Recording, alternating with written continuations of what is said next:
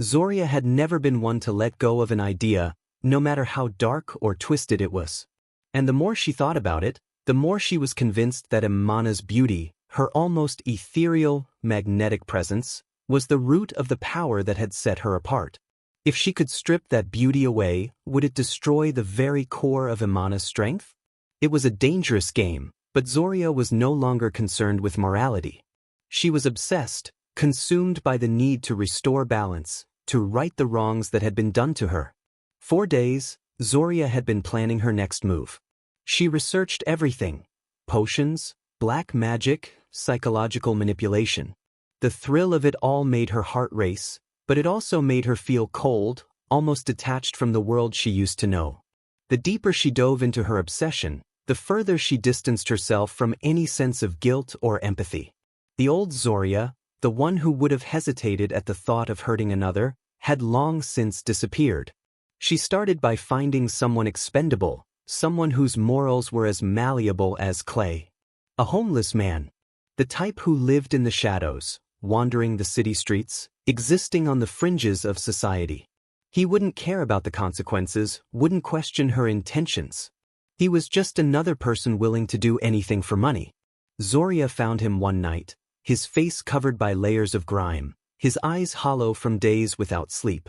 He was sitting on a cracked sidewalk near an old, derelict building. She watched him from the corner of her eye, analyzing his every movement as she slowly approached him. The city was quiet, the air thick with the anticipation of her plan unfolding. The man didn't even look up when she stopped in front of him, her boots clicking on the concrete. Zoria leaned down, her voice barely above a whisper. "I need you to do something for me." He didn't respond immediately, but his eyes flicked toward her as if sensing the weight of her words. The man had the kind of face that told 1,000 stories, each one darker than the last. His gaze was empty, as though he'd long since given up on anything resembling hope. "I'm listening," he said finally, his voice rough like gravel. Zoria paused for a moment, assessing him. She could see that he wasn't going to ask questions. He wasn't the type. But that was exactly what she needed. "I need you to find someone," she said. "A woman named Imana. She's special.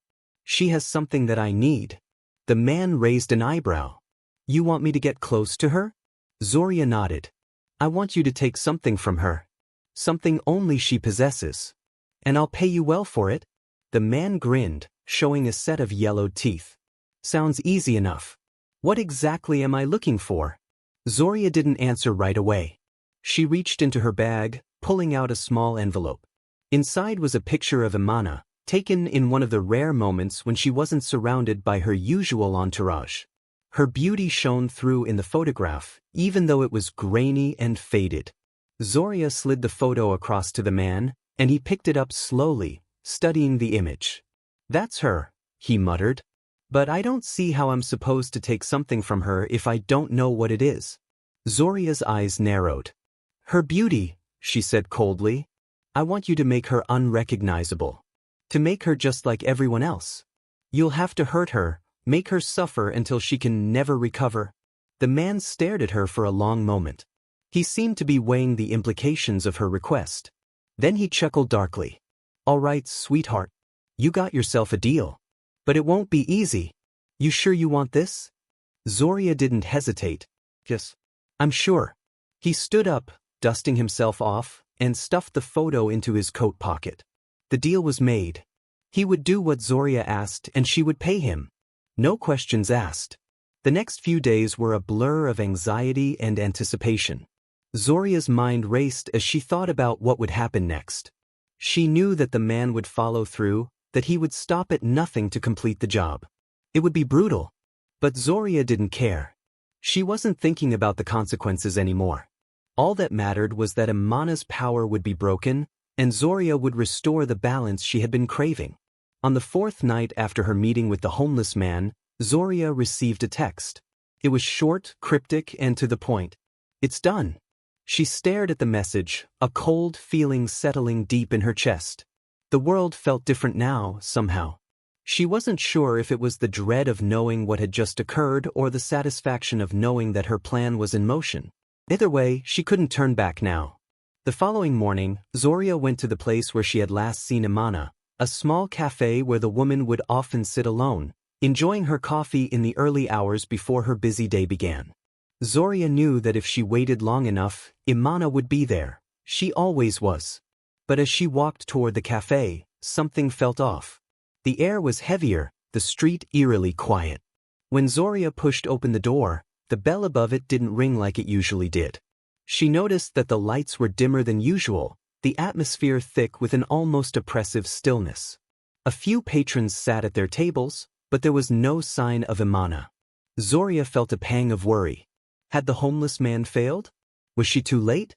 She walked to the counter, her heart hammering in her chest. "Has Imana been here today?" she asked the barista, trying to keep her voice steady. The young man behind the counter looked up, his face pale. He didn't say anything at first. His eyes flickered to the back of the cafe, where the private rooms were, then back to Zoria. "She hasn't been here yet," he said softly. "But there's something you should know." Zoria's breath caught in her throat. "What is it?" The barista looked around nervously, as if he were afraid someone might be listening. "There was a woman who came in this morning. She looked different. Not like herself. I thought it was her, but something was off. She didn't speak to anyone. Just sat there, staring at nothing." Zoria's pulse quickened. The man had done it. He had taken her beauty as she had asked. But at what cost? What had he done to her? As Zoria turned to leave, she caught a glimpse of a familiar face in the window. It was Imana, or what was left of her. The woman's once vibrant features were now twisted, unrecognizable. Her skin was pale and raw, as though it had been burned. Her eyes were wide and hollow, void of any emotion or humanity. She was sitting at a table, unmoving, her hands clasped in front of her as if waiting for something that would never come. Zoria felt a chill run down her spine. This was what she had wanted. But now that it was done, the weight of her decision hit her all at once.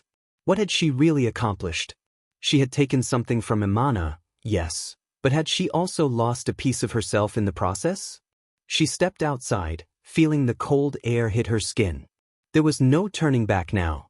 The evening of the party arrived, and Zoria was every bit the picture of composure. She had spent hours preparing, choosing a modest yet elegant outfit, a pale blue dress with simple lines that flowed easily as she moved. Nothing too flashy, but enough to make her appear as though she genuinely cared about her appearance. She didn't want to stand out or seem like she was trying too hard.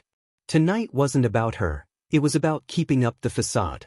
As she slipped on her heels, she checked her reflection in the mirror. Her face showed no trace of the turmoil within. In her mind, she rehearsed her lines, perfecting the role of the supportive friend. It was almost laughable how convincing she had become at hiding her true feelings. But under the calm exterior, her anger simmered, burning quietly like an ember waiting for the right moment to ignite.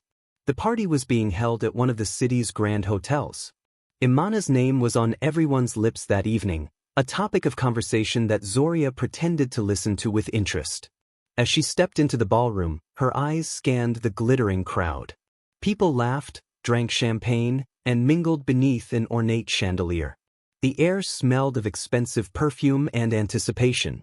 Zoria found a quiet corner near the bar, watching the guests arrive. She saw the usual crowd, socialites, minor celebrities, and business moguls who were regulars at such events. She made mental notes about who was present, cataloging them in her mind as if they were pieces in a game of chess. Every move mattered now. Then the moment came.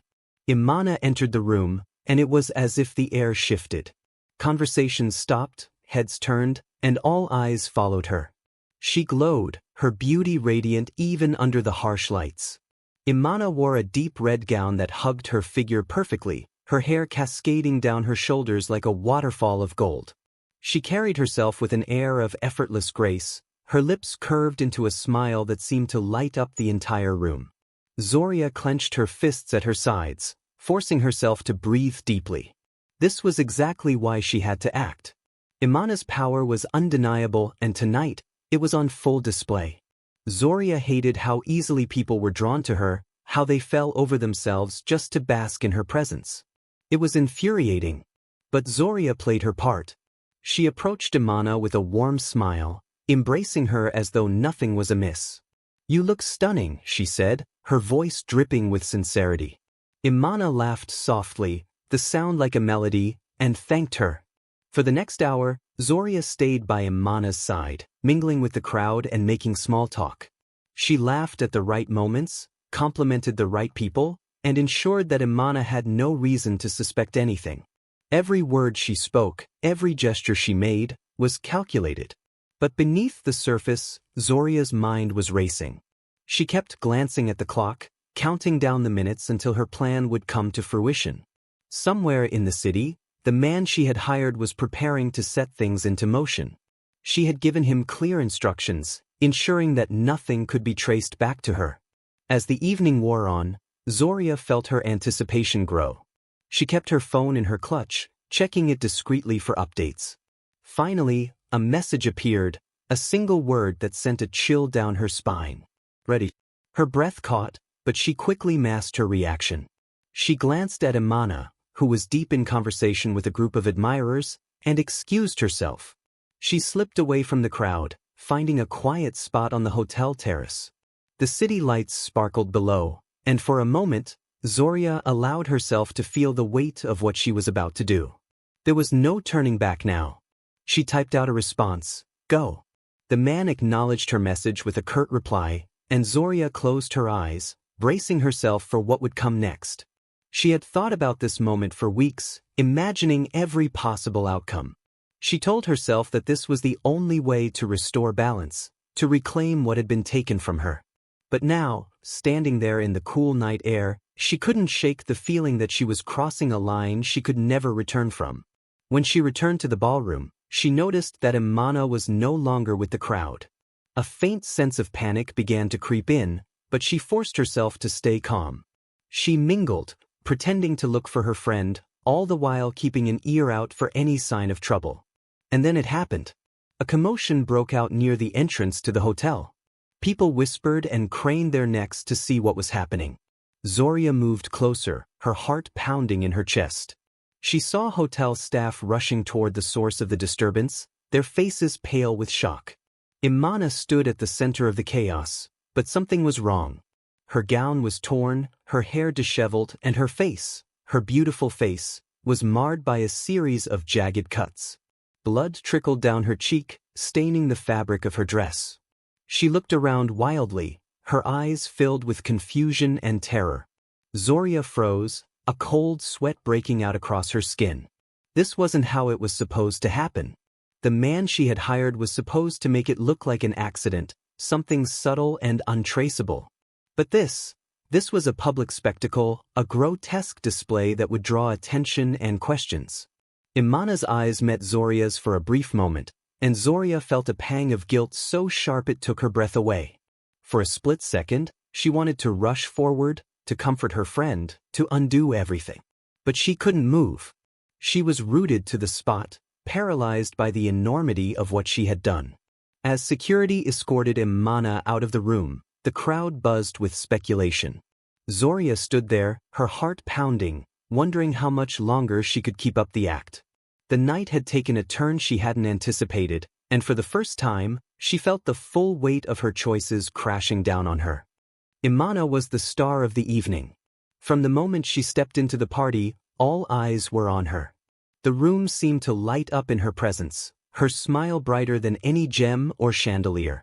She moved through the crowd like a queen holding court, with each compliment and admiring glance feeding into her already undeniable allure. Zoria watched it all from the sidelines, forcing a smile, but inside, it felt as though her very soul was being shredded into pieces. Zoria had been preparing for this moment for weeks. She had convinced herself that she could endure the sight of Imana basking in all the attention, that she could play her role, her part as the supportive friend. But as the evening wore on, the reality of what she had done, and what she was continuing to do, hit her harder with each passing second. The soft music played in the background, the clink of champagne glasses echoing in her ears. Zoria barely heard any of it. Her focus was entirely on the woman who seemed to have everyone in the room entranced. Imana's laughter was like a melody, infectious and genuine. Every word she spoke was met with rapturous attention. It was hard not to feel small in her presence. But what hurt the most wasn't that Imana was beloved by everyone in the room. It was the fact that Zoria had once been in her shoes, sharing the spotlight, holding the power. Now, it felt as if that power had been stolen, and no one even noticed the theft. Zoria tried to ground herself. She reminded herself that tonight wasn't about her. It was about her plan, about restoring balance, as she had told herself. But each time she saw someone lean in closer to Imana, laughing a little too loudly at her jokes or gazing at her with a look of admiration, Zoria felt a cold, twisting knot form in her stomach. The jealousy, the anger, the frustration, it all bubbled up and mixed with a sense of self-loathing that she couldn't shake. Zoria had chosen this path. She had decided that removing Imana's beauty, stripping her of what made her so irresistible, was the only way to put things back into order. But now, standing in the middle of the party, the weight of her decision was almost too much to bear. How had it come to this? She walked over to the bar, trying to distract herself, trying to convince herself that it was all worth it. She ordered a drink, her fingers trembling slightly as she gripped the glass. She took a sip, the alcohol burning down her throat, but it did little to ease the tension in her chest. From across the room, she saw Imana talking to a group of men.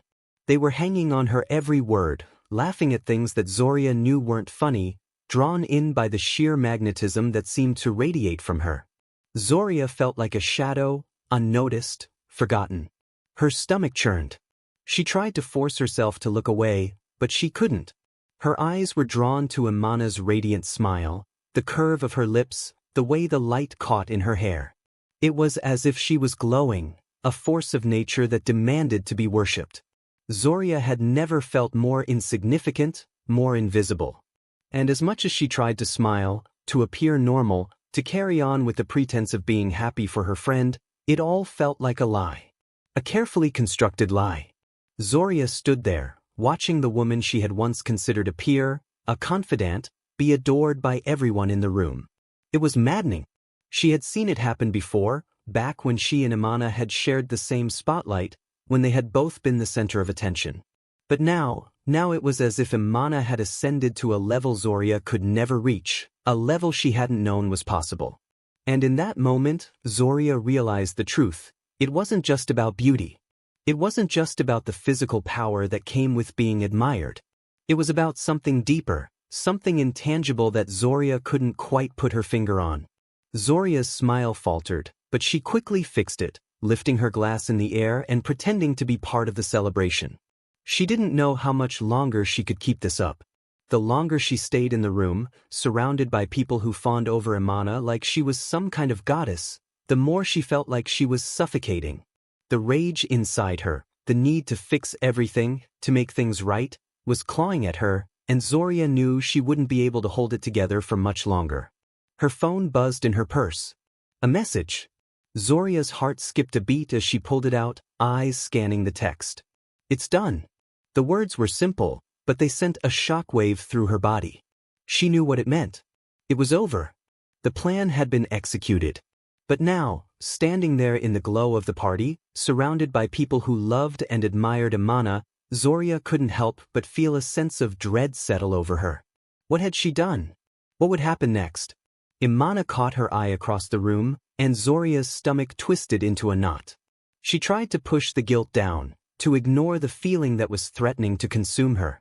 But as Imana walked toward her, her smile as bright as ever, Zoria couldn't help but wonder if the woman saw through her mask, if she knew what had really been done to her.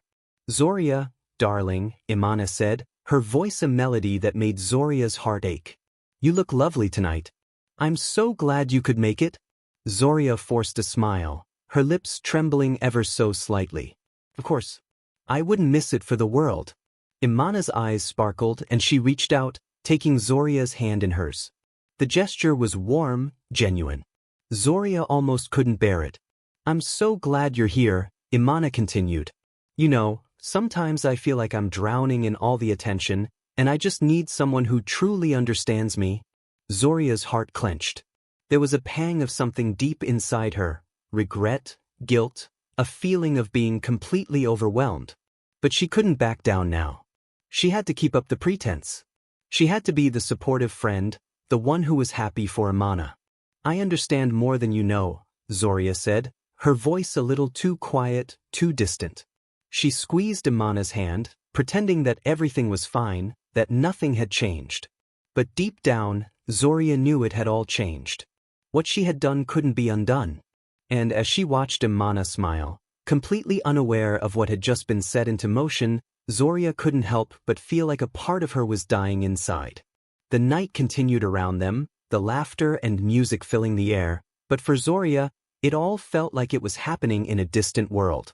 She was trapped in her own head, lost in a sea of guilt and anger, wondering if the pain was worth it, and whether it ever truly would be. As the night wore on, the once vibrant party began to wind down. The guests drifted toward the exit, conversations tapering off into hushed goodbyes. The music that had filled the air earlier now seemed distant, as though even the hotel itself was ready to let the evening end. Zoria stood at the edge of the crowd, blending in as the last few people made their way out. She had kept her distance from Imana and Jayan all night, allowing the scene to play out in front of her, knowing it was almost time. Imana and Jayan were among the last to leave. Zoria watched them, her heart hammering in her chest. They left the building hand in hand, stepping out into the cool night air. Zoria's breath caught as she saw them walking toward the street, blissfully unaware of what was about to happen. Her pulse raced, her fingers clutching the edge of her clutch bag, the weight of her decision hanging over her like a cloud. She wasn't sure if it was adrenaline or something worse, but her body trembled with anticipation. She had planned for this moment. Everything had been set in motion, every detail carefully considered. It was too late to turn back now. The homeless man was already positioned nearby, hidden in the shadows, just as she had instructed. He was nothing more than a shadow himself, a nondescript figure in a dark coat, face obscured by the brim of a worn-out cap. Zoria had made sure there would be no trace of her involvement. No one would ever know she had orchestrated this. But the more she thought about it, the more she realized it didn't matter. The anger inside her had grown too large, and now she would have to live with the consequences. As Imana and Jayan walked further into the night, oblivious to the danger closing in, Zoria couldn't help but feel a pang of something she couldn't name. Guilt? No, not exactly. But there was something darker crawling under her skin.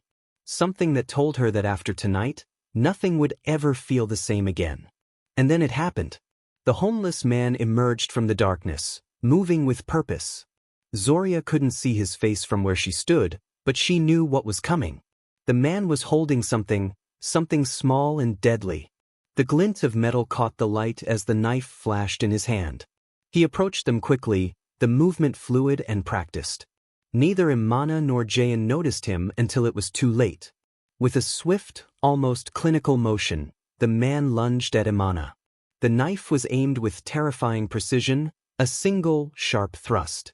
Zoria watched as the blade found its mark. It happened in an instant.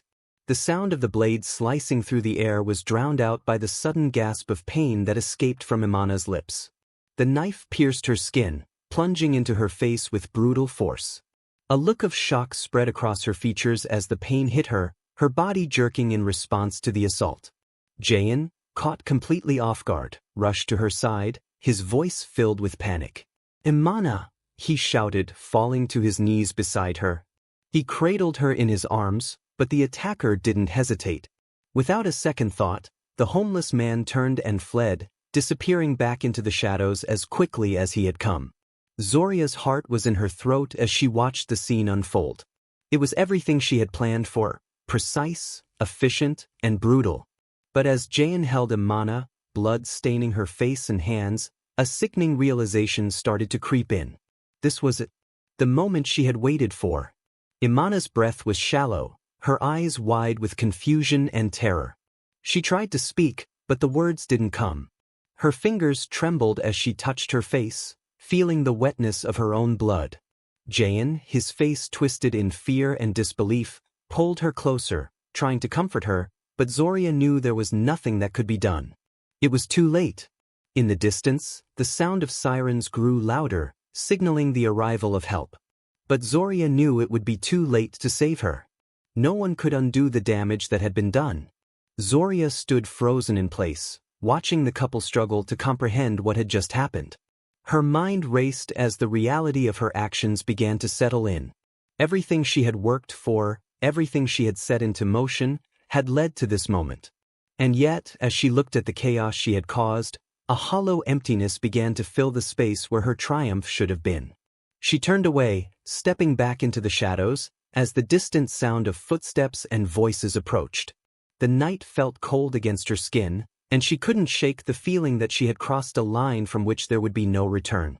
Imana's scream echoed in her mind, and for the first time that night, Zoria wasn't sure if what she had done would ever feel like a victory.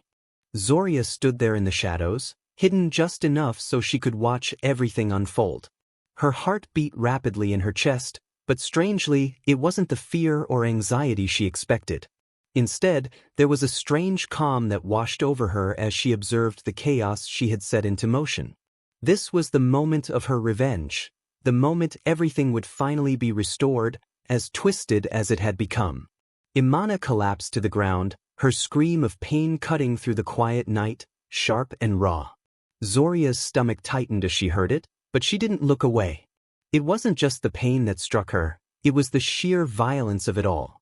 The kind of thing you could never undo, the kind of thing that left permanent marks on everyone involved. Zoria had known this would happen, but it was harder to watch than she had anticipated. Jayan was at her side almost immediately, desperately trying to stop the bleeding, his face filled with horror. He muttered something under his breath, his hands trembling as he pressed them against the gaping wound on Imana's face. But it was clear even to him that the damage was too severe. The blood soaked through his fingers, and Imana's breath was coming in gasps, her body trembling from shock. Zoria's pulse quickened, but she held her ground. People had begun to notice, moving toward the couple with worried expressions. The first few bystanders fumbled with their phones, dialing emergency services. Zoria saw the flashing lights in the distance as the ambulance arrived, and in the chaos, she slowly backed away into the dark alley. She didn't want to be seen. The plan was over. The deed had been done. Imana was whisked away in an ambulance, but Jayan remained behind, standing in the middle of the street, staring helplessly at the bloodstains on the pavement. The sirens were still wailing, but it didn't seem to matter. His world had shattered in an instant. The next few days passed in a blur. Zoria kept her distance from the scene, her presence barely noticed as the investigation took shape. It didn't take long for the police to begin piecing things together. CCTV footage from the area had caught the homeless man who had attacked Imana, and with it came the discovery that someone had paid him to do it. The investigation revealed the chilling truth. Zoria had been the one to hire the man. They traced the transaction back to her, and all the pieces fell into place. Her involvement had been too clear to deny. Zoria had orchestrated the entire thing, manipulating events from the shadows, just as she had planned. The homeless man, a pawn in her game, had followed her instructions without asking questions. He was just a tool, a means to an end. When the police came to arrest Zoria, she didn't try to run. She didn't protest. She knew what was coming, and there was a strange sense of resignation that settled over her. They took her into custody, and when they questioned her, she initially refused to confess. There was no sense of panic, no attempt to justify herself. The evidence was overwhelming, and deep down, she knew there was no escaping it. But still, she kept up the pretense of innocence. It wasn't until the pressure of the investigation mounted, the evidence piling up around her, that Zoria finally cracked. She admitted to everything, but there was no remorse in her eyes. No regret. She didn't feel sorry for what she had done. Instead, there was a cold indifference, a numbness that ran deeper than she had ever anticipated. This was the price she had paid to reclaim control, and in her mind, it was worth it. The trial was a media sensation. The details of the attack on Imana, the shocking brutality of it all, played out for the world to see. Zoria's name became synonymous with betrayal and cruelty. Her cold, emotionless demeanor in the courtroom only fueled the public's anger and disbelief. The victim, Imana, had once been a beloved figure, and to see her attacked so viciously was a nightmare for everyone who knew her. The public's outrage was palpable. Zoria was found guilty of organizing the attack. There was no doubt in anyone's mind about her involvement. She was sentenced to 25 years in prison without the possibility of parole, a sentence that seemed to fit the crime perfectly in the eyes of the judge and the public alike. But for Zoria, the sentence didn't matter. She had already sentenced herself the moment she made her choice. Months later, Imana made a decision that no one expected. Despite everything that had happened, despite the years of friendship that had been torn apart, she chose to visit Zoria in prison. It wasn't out of pity or a desire for revenge, it was something else entirely. Imana wanted answers. She wanted to know why Zoria had done what she had done. The meeting took place in a sterile, gray room, the walls cold and unfeeling. Zoria was escorted in, her face as emotionless as it had always been. She looked at Imana with a detached gaze, as though the woman sitting across from her was a stranger. There was no apology, no attempt to make amends. Imana sat silently for a moment, watching Zoria, her eyes searching for any sign of remorse. But there was nothing. No regret. No sorrow. Just the same coldness that had been there before. Why? Imana asked, her voice quiet but firm. Why did you do it? Zoria didn't answer immediately. She sat back in her chair, staring at the table between them. For a long moment, it felt like the air in the room was thick with something unspoken. Then, Zoria finally spoke, her voice flat and unemotional. Because you had everything. And I had nothing, she said, her words carrying the weight of years of hidden resentment. You always got what you wanted. People adored you, admired you. And I. She paused, her gaze briefly flickering with something that might have been regret, but it was quickly buried. I wanted to take that away from you. I wanted to make you feel the way I felt every day. Imana listened, her heart heavy. There was no anger in her anymore, no bitterness. Instead, she felt something deeper, a sadness for the woman sitting before her. Zoria's bitterness, her jealousy, had consumed her to the point of destroying everything. It was clear now that Zoria hadn't just wanted revenge, she had wanted to break something that was beyond repair. As the meeting came to a close, Imana stood, her face serene despite the pain that lingered beneath the surface. I can't forgive you, she said, her voice firm. But I understand now. And I'll find my strength in that. Zoria didn't respond, her expression unreadable. Imana turned and walked out of the room, leaving Zoria behind, alone in her prison cell. The doors clanged shut, and for the first time, Zoria was left to truly face the consequences of her actions. The world had shifted, and there was no going back.